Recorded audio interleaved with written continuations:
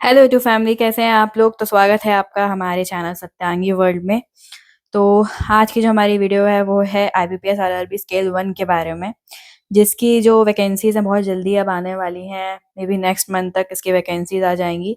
और जैसे कि आपको पता है, हमारी जो इसके पहले वाली वीडियो थी उसमें हम लोग पहले बता चुके हैं आपको कि इस बार आपको कोई भी कंफ्यूजन नहीं होने वाला बैंक से रिलेटेड, क्योंकि अब यूपी में जो 3 ग्रामीण बैंक थी वो तीनों एक ही हो चुकी हैं, जिसका नाम है यूपी ग्रामीण बैंक।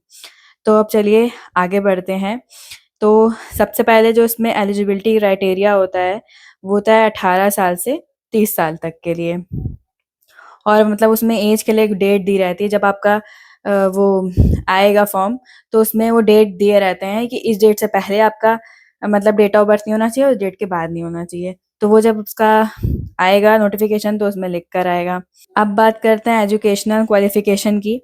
तो इसमें जो है बैचलर डिग्री होना ज़रूरी है, चाहे वो किसी भी सब्जेक्ट में हो, किसी भी कॉलेज से हो। और चाहे बीटेक हो, बीए हो, बीएससी हो, बीए किसी भी सब्जेक्ट से हो, बीकॉम हो, या आपने कोई और अदर कुछ भी बी फार्मा वगैरह जो भी कर रखा हो, बस बैचलर डिग्री आपकी होनी चाहिए। और पहले ऐसे होता था कि जब हम एग्ज़ाम का हमारा नोटिफिकेशन आता था तो किसी किसी एग्ज़ाम में जैसे आरआरबी स्केल 1 में भी 60% मांगते थे। अब ये सारी चीज़ें हटा दी गई हैं, तो केवल आपका ग्रेजुएट होना ज़रूरी है।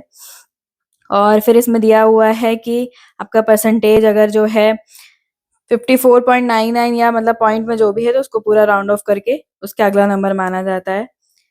अब इसमें एक ज़रूरी चीज़ है कि आपकी क्रेडिट हिस्ट्री अच्छी होनी चाहिए। तो जब आप इसके लिए अप्लाई कर रहे हैं तो आपका सिबिल स्कोर अच्छा होना चाहिए, या तो -1 होना चाहिए, क्योंकि अगर आपने कोई भी लोन या ऐसा कुछ क्रेडिट आपने नहीं लिया है तो आपका स्कोर -1 या 0 आएगा।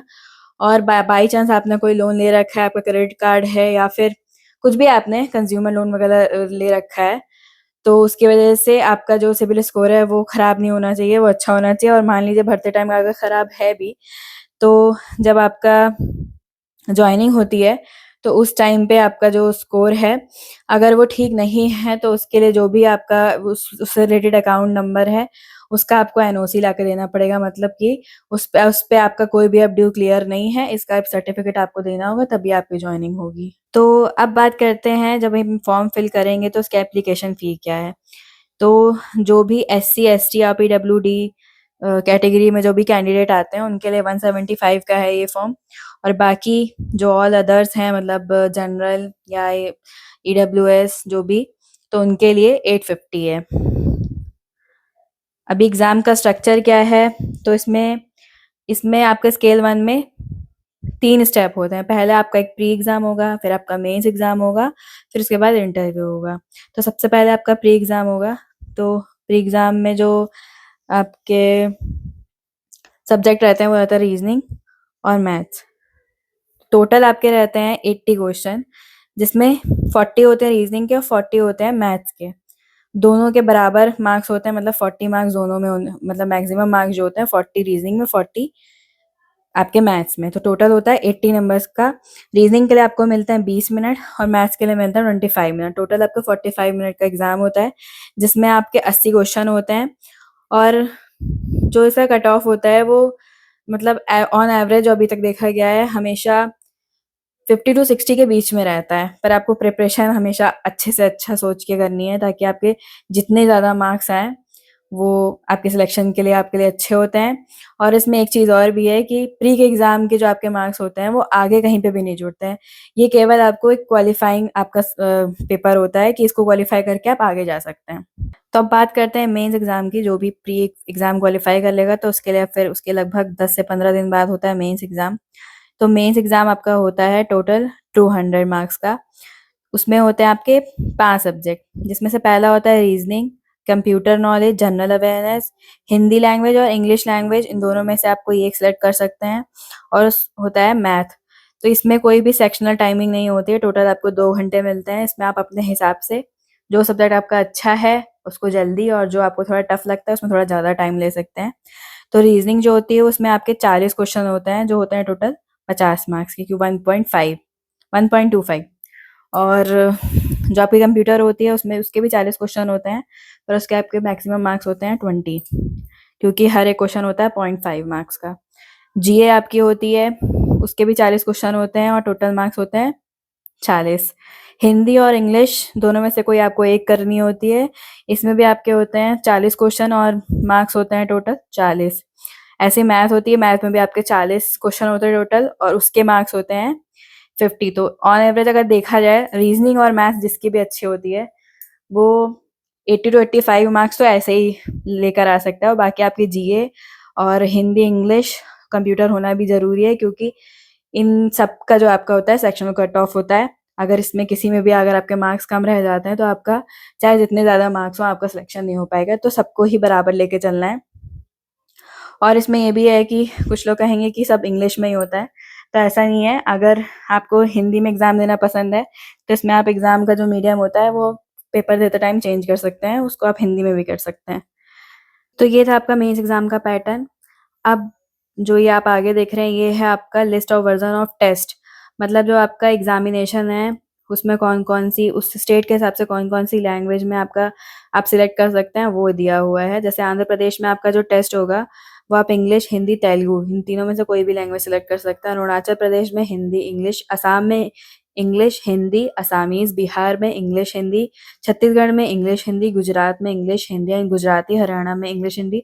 तो आप ये लिस्ट में देखेंगे इसमें ज़्यादातर जो है इंग्लिश, हिंदी है और बाकी जो अलग से कुछ वो हैं प्रदेश उसमें थोड़ा-सा जिसमें अगर थोड़ी अलग लैंग्वेज है तो वहाँ पे वो लैंग्वेज भी दी है। जैसे महाराष्ट्र में आपकी मराठी और कोंकणी भी दी है। केरला में आपकी मलयालम दी है। पंजाब में पंजाबी दी है।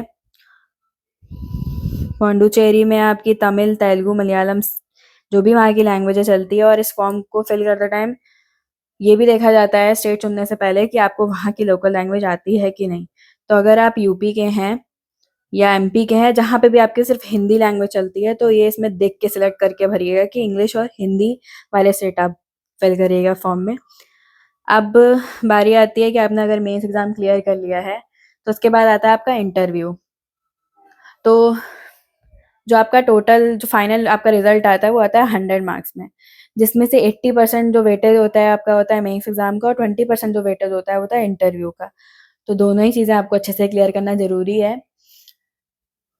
उसके बाद उसमें जो भी आपके 100 में मार्क्स आते हैं उससे आपकी मेरिट लिस्ट बनती है और आपका फाइनल सिलेक्शन होता है। तो इंटरव्यू की तैयारी कैसे-कैसे करनी चाहिए उस पे तो हम लोग एक अलग वीडियो बनाएँगे। अभी फ़िलहाल आगे चलते हैं। अब बहुत सारे लोगों के मन में क्वेश्चन होता है कि आईबीपीएस और आरबीपीओ की सैलरी स्ट्रक्चर क्या होता है स्टार्टिंग में।